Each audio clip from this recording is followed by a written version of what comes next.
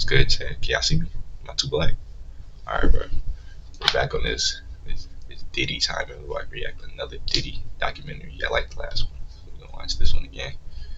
Well, it's a different one. You know what I'm trying to say. Hey, subscribe, bro. Subscribe. Like, come on. Let's get down, bro. I thought I knew how bad of a person Sean Combs was, but the more I did my research, I realized I only knew the tip of the iceberg. Prosecutors say that the charges stem from years of sexual abuse and threats against women. In fact, the deep years. This guy is a villain, bro. I can't stress that enough. Years of abuse, bro. Years. I ain't gonna lie, bro. Back him up. Back up the diddle. Got into my research. You were 13. What were you saying? I went there to see the lifestyle, and I saw it. I actually started to feel the fear his victims must have felt. Yeah, you saw the lifestyle, Usher. Sorry, Usher, man. You saw the lifestyle, right? Because he did a lot of crazy shit to people around us. One day that I know for a fact he'll be behind bars. Things got way darker than I ever imagined.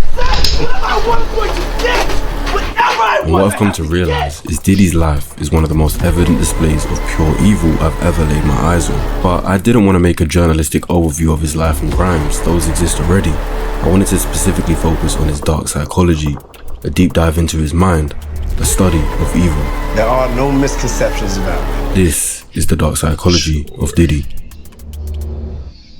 I don't even know what that means. I want to make something clear from the start.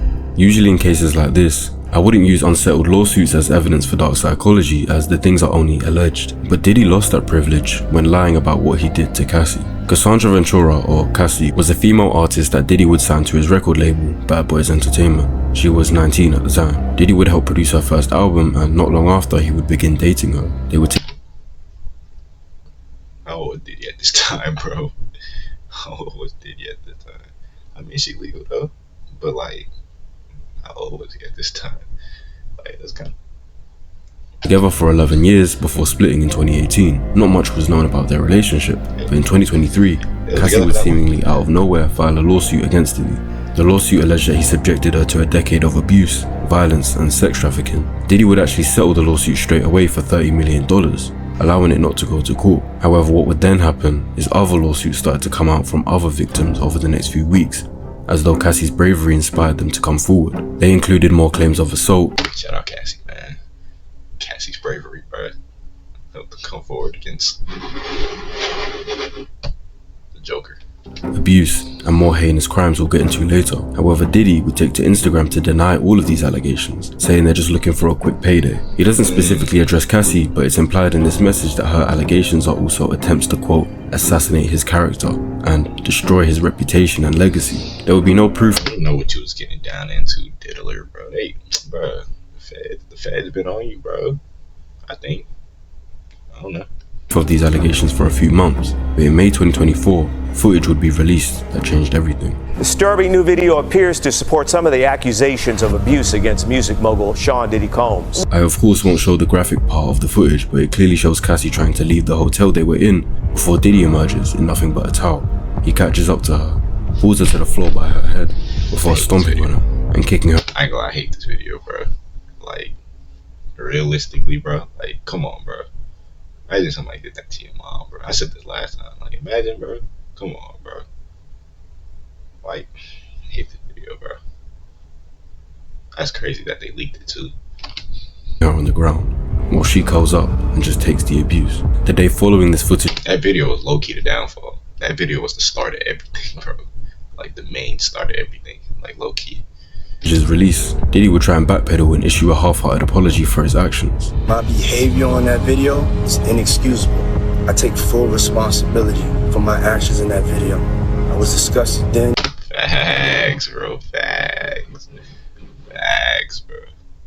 Definitely. When I did it, I'm disgusted now. After this, I just knew Diddy was a liar, a master manipulator. And although not all of the other lawsuits have yet provided proof of the allegations, it's hard to discredit them, when the same accusations he said were just looking for a payday turned out to be real.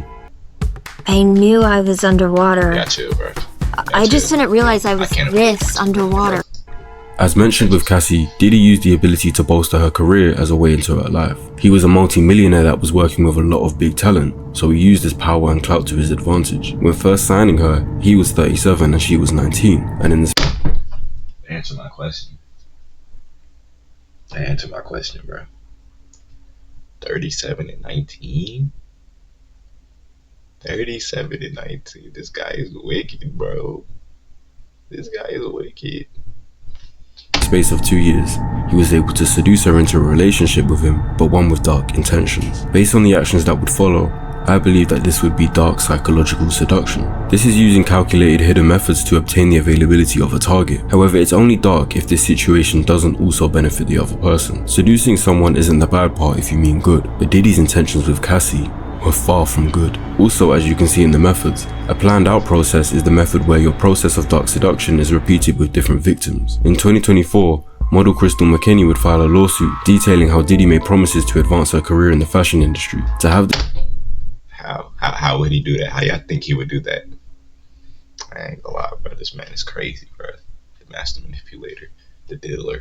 This guy is crazy, bro. How would he boost it? this big business mogul with a lot of connections in the industry, we My bad, I'm yapping. My bad. focused on you and giving you compliments, it can be very easy to believe the words are true. Diddy would then invite her to his studio, where he would provide Crystal laced weed, unbeknownst to her at the time. She insisted that she'd had enough. What? Bro. But Diddy would continue to pressure her to smoke more and drink alcohol until the point she was very intoxicated and felt like she was floating. He would then lead her into a bathroom where he would sexually assault her, leaving her humiliated and traumatized. Not only did he not help her progress in her career, but he allegedly blackballed her in the industry, and her career went downhill. That's the evilest thing I heard already today. This is the evilest thing ever. He used her. He ain't even give her the boost either. He used her. He ain't even give her the boost. Bro. No. Her whole life ruined because Diddy decided she would be his next victim for dark seduction on that day. Very soon after this lawsuit, April Lampos would also file one, and a theme starts emerging. April was a fashion student who met Diddy and shared her dreams of working in the fashion industry, which was met with Diddy offering to be her mentor and get her connections to the industry. In her own lawsuit, it states that Diddy love-bombed her. Love-bombing is a tactic that falls under the area of covert emotional manipulation, which is essentially using someone's own emotional desires to then influence them for your own benefit. Love-bombing is defined as intense, sudden, or forceful displays of positive feelings towards the victim to create a feeling of affection and trust initially, so that they have the ability to manipulate without suspicion. Diddy would shower her with The master manipulator, bro. I ain't even know what that word meant. The love bomb, bro. I didn't even know what that meant. Now I do. He did that to me. That's wicked. gifts and flowers, even Valentine's Day cards. That's However, tough. one night they went out, and despite her not drinking alcohol, Diddy aggressively encouraged her to. They went to a hotel, and April would state to Diddy that she feels uneasy and sick. He disregarded this and proceeded to rape her. He would then love bomb her again and promised to make things better by helping her get into the industry. And being, quote, a naive college student, she gave him a second chance. However, once he'd been respectful enough to gain her trust again, he raped her in the parking lot. Believe it or not, Yo. He doubled? Bro, that's crazy. Twice. What's wrong with you? No, what's wrong with you? Bro, he has bread, bro. He don't have to R word, bro. He can really just get like you feel me? He could go pay for it or something at least. Bro. he was able to sexually assault her on 2 more separate occasions after this, because he promised to use his power and influence to blackball her from the industry if she didn't do what he asked. So this brings it back to Cassie. He signed her into a 10-album contract deal. For reference, the bigger female artists like Rihanna and Beyonce still don't have 10 albums, but this would pretty much lock her into his business. I was thinking 10 is crazy, bro. Like Drake just hit 10 or something like that. Business for her whole career, but he had likely seduced her into this and promised that he would give her the world, and he did. A world of torture. At some point in the relationship, Diddy would begin to host these freak-off parties. I'm not going to cover the entire details of what it consists of, but it would involve him hiring male sex workers to have sex with Cassie in front of him, whilst he watches and pleasures himself. Oh, he's Sneeko. You're a cuck, buddy. You're sneako. I don't know if I can say that word, but you're sneako. My bad, sneako. Of course, against Cassie's wishes and causing her discomfort. However, he would give her so much drugs that she was able I know who Sneako is. to dissociate from these events and just let it happen. He had seduced this young woman so that he could watch this happen to her. For Diddy, it was all about the power. He was able to dictate every part of these freak-offs. He picked things like what lingerie Cassie could wear, to ensuring her nails were white so they could contrast with the skin of the black men hired to have sex with her. This was truly disturbing to read. You have to realize, Diddy had to have made Cassie so fearful of him and his power that she didn't leave or tell anyone about this. He would have had to make her feel so small and so worthless that she accepts her fate as being used as an object in this sadistic fantasy, despite hating it. She also talks— Poor Cassie, man. This is sad, bro. I ain't even know about all this, bro. Like, bro. about the countless times he would assault her. Verbally, yes, but also physically, as seen by the hotel footage, multiple times a year. Remember, Diddy had a lot of influence in the music industry, and so much money that he would be assumed to have connections higher up. Don't dap up my goat like that, bro. Hey, don't dap up my goat like that. Had a lot of influence in that Pharrell, Jigga, yeah, the Joker, the music industry. I'm tapped in. And so much. Is this Pharrell? Look like much money that he would— Don't dap up my goat like that, bro. Come on, bro. Go wash your hands, yeah. Be assumed to have connections higher up, which may have been why she felt so hopeless. We already saw with the other woman that Diddy had the power to blackball them from the industry, and for Cassie it would have been the same if she objected. He would use these mind control tactics to make the girls remain under his predatory control. Mind control is influencing someone to do something without them realizing that they were influenced. The person doing the mind control will become puppet masters, pulling the strings of their victims' minds. And Diddy was doing exactly that. I mean, look at the methods. Finding those in need. Diddy was targeting young women who had just got into the industry and knew that they would seriously benefit from his connection. Young. I'm not gonna lie. He over here pushing 40. Teenagers. Come on, bro. Restricting choice. He would make them feel like their only choices are to stay with him and fulfill his desires, or leave him and be blackballed from their industry. I would even suggest he used mind games, which is playing with a victim's psychology negatively just for fun or to gain some influence, and making them think their own brain is bad, when in reality their mind is being tricked. A big mind game tactic is ultimatums, and as mentioned in Cassie's lawsuit, her volatile and abusive partner, who also owned her label and therefore held her future success in his hands, had fully exerted control over every aspect of her life. The ultimatum was that if she wanted a career, she had to do as he said, and do as he wanted. It becomes alarming then when you look at the cases of Usher and Justin Bieber. When Usher was just a teenager, I already know they little kids, bro. He brought them in, bro. Then we don't even know what happened behind doors. We just knew they blew up.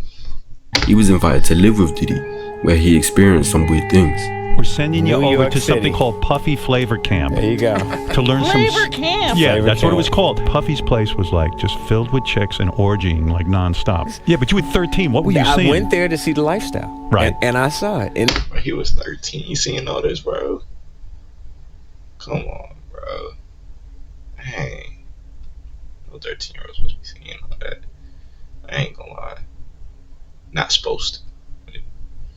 it was, but I don't know if I could indulge and understand what I was even looking at. Back in the days when he was like 10 and I was a little bit older, his older brother, we used to fight over the Frosted Flakes. You know what I'm saying? Before pause was invented. What the fuck did Puff just say? Nobody's gonna acknowledge this but me. Puff just said we used to wrestle over the Frosted Flakes. Now, I don't like making up assumptions about what may have happened, but it seemed to be an extremely weird relationship between the young singer and the grown diddler.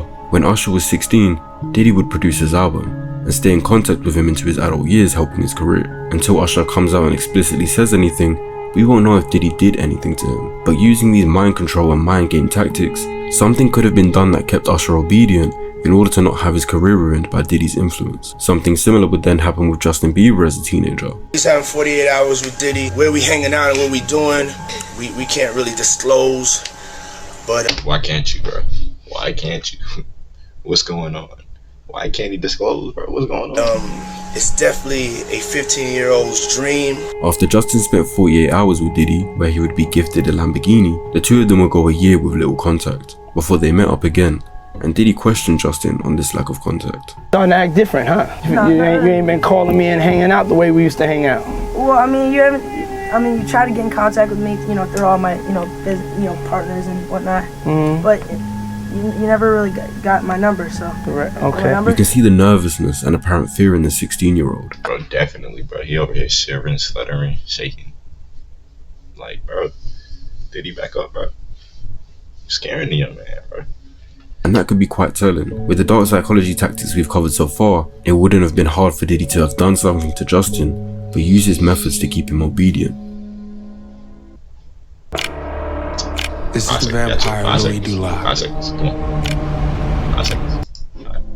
In 2024, music producer Rodney Jones, aka Lil Rod, would file a massive lawsuit against Diddy. Amongst other things, in this lawsuit he would claim that Diddy pressured him to procure and engage in sexual acts with female workers, but also claims that he is a victim of unsolicited groping and sexual touching by Diddy, and that Diddy tried to pass him off to other male friends using more dark psychology tactics. The one I believed he was using was an attempt at brainwashing, defined as the slow process that changes a person's identity and beliefs that are intended to suit the person doing the brainwashing. Lil Rod was a straight man, however Diddy, for his own disturbed reasons, wanted to make him homosexual so that he can do the previously mentioned acts. Diddy knew that Lil Rod looked up to famous music producer Stevie J. Stevie J is married to a woman, however Diddy would show Lil Rod a video of Stevie J having intercourse with a man, before telling Lil Rod this is normal practice in the industry. He also allegedly admitted to engaging in homosexual acts himself with rapper Meek Mill and the aforementioned R&B singer Usher, which would make that case scary if true. Diddy believed that he could use the method of identifying Rod as susceptible, using the fact that he idolizes Stevie J to get him to fall into this new mindset that Diddy wants him to. Diddy would later try to pass off Lil Rod to his friend Cuba Gooding Jr. whilst on a yacht, who would end up touching, groping and fondling Rod's legs, thighs, buttocks and shoulders. He did what? Huh? I ain't gonna lie, bro. Just seemed like everybody in the excuses. Before Rod had to push him away. When this brainwashing attempt failed, Diddy went back to the manipulation tactics and mind games, such as promising Lil Rod large amounts of money, a Grammy, and access to major record label executives. But then he would switch from promising the world to making threats, such as eating his face and killing his mother. All of this to maintain dominion and control over Rod. What? What kind of threat is this? What the, bro? I ain't never hear no threat like that. What do you mean you gonna take a nibble out of this? What do you mean? Huh? Bro. Diddy would even brandish his guns and brag about getting away with shooting people, apparently admitting to a shooting in 1999, and this bragging instilled a fear into Lil Rod. This installation of fear from Diddy is what introduces us to the dark psychology concept of the dark tetrad. This consists of 4 personality traits that, when combined, create a recipe for pure evil, and I believe that Diddy shows clear signs of having all 4. The first one that links to what he did with Lil Rod is Machiavellianism. One part of the definition states the ruthless exercise of power and cruelty over compassion and mercy, and that's yeah, definitely he did. Yeah. And in saying how they behave, it states that they try to be loved and feared at the same time so they can receive both obedience and praise, and if this is not a possibility, then they would rather be feared than loved. Diddy brandishing guns and bragging about shootings to instill fear into Lil Rod was a Machiavellian method to keep him compliant and obedient whilst these horrid acts in the lawsuit were being carried out. When Diddy was in his earlier years in the industry, he surrounded himself with violence and was allegedly involved in shootings himself that he was able to get away with. He had ties to the murders of Biggie and Tupac, as well as being linked to the shootings of Suge Knight's friend Big Jake in 1995 and another shooting of a woman in 1999.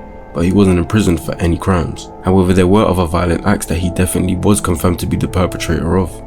In 1999, Diddy and Nas had filmed a music video for a song. When the video was practically ready to be uploaded, he changed his mind last minute and said he doesn't like the concept of the video and wanted a part of it cut. However, Nas's manager, Steven Stout, was reluctant to pull out as he had already put $14,000 into that scene. A scene where the concept was Diddy's idea in the first place. The uncut music video aired on national television April 15th, 1999. And it was only a matter of minutes before Diddy and his bodyguards allegedly assaulted Steve in his office. It said that Steve was assaulted with a phone, an office chair, and a champagne bowl. Diddy was almost instantly arrested, criminally charged, and faced up to 7 years in prison, until Steve had a change of heart and asked the DA to drop charges once Diddy apologized. This would be one of the only times Diddy would apologize for his actions, but it helped him dodge another bullet and get away with it. In 2001, a talk show. Bro, he really, bro, what? Because they aired the uncut scene, bro. They hit him with telephones and all that, bro. Like, yo. Show host Roger Mills would file a lawsuit that accused Diddy and his entourage of assault, false imprisonment, destruction of property, intentional infliction of emotional distress, and a civil conspiracy for events that also entailed in 1999. According to Mills, he was interviewing Diddy and asked him a question regarding the death of his former artist Biggie, who had been shot and killed. Diddy refused to answer the question and demanded that the interview end right there and for it to never be aired, even offering to buy that tape off Mr. Mills through someone else. But when Roger refused, he was attacked in a parking lot on the way back to his car. He says Diddy's bodyguards prevented him from leaving, then took the videotape. He's a villain, bro. This dude is a villain. Who didn't he attack, bro? He probably attacked me back in the day, bro. I probably don't even know. Like, he probably attacked me in like 07 or something. This man is just attacking everybody. Like, oh my gosh. Oh, what? Tapes and broke his camera. Police in the area admitted there was an incident but couldn't identify the perpetrators. In court, the jury voted in favor of Diddy and he once more got away with it. These acts of violence are removed by Diddy to keep his name feared and respected. Not only can he do the crimes, but often due to his power, money and connections, he can get away with them. Diddy had a whole bunch of staff around him who aided him in his dirty work. In Lil Rod's lawsuit, he claims that when complaining to Diddy's female head of staff about his actions, she replied that this is his way of showing that he likes you. The power to get them to comply comes from the fear and love a Machiavellian is able to receive. Next in the tetrad is psychopathy, a common term you may have heard that's hard to define but tied to superficial charm, impulsivity, and a lack of empathy and remorse. If we took a look at their behavior and compare it to Diddy's, you'll find a lot of similarities. His superficial charm in the way he has an apparent interest in upcoming talent when he really just wants to exploit them for his own twisted needs. The calculated lying, the lack of guilt towards his victims, especially towards Cassie, who he was willing to deny the allegations of until the footage came out. Even in his apology video, you see an evident lack of empathy. His violent outbursts towards others in the industry also showed his lack of impulsivity. The next part of the tetrad is narcissism. This is described as having an inflated self-worth and one believing they are superior, and this was Diddy to a T. At every dark moment in his life, his ability to get away with things due to his successful financial position caused him to feel invincible, and that's why he was able to hurt so many people. For example, one of Diddy's earliest controversies was when he organized a celebrity basketball game in 1991. Due to his poor planning and disregard of his responsibilities, 5,000 people turned up to a college gymnasium that could only host 2,700.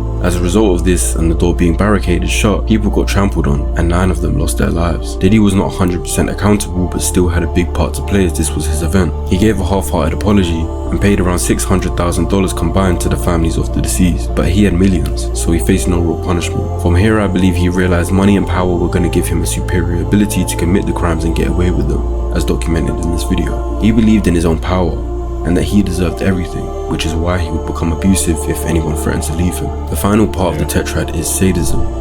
Simply defined as the deriving of pleasure from the suffering of others, Diddy's freak-offs were a clear example of finding some sort of pleasure in Cassie's suffering. Voyeurism is a real thing and is defined as the practice of gaining sexual pleasure from watching others when they are naked or engaging in sexual activity. However, due to his continuous verbal and physical assault of Cassie, this was more than that. He knew she didn't want it. She explicitly told him, but he didn't care. He still filmed it and pleasured himself to it.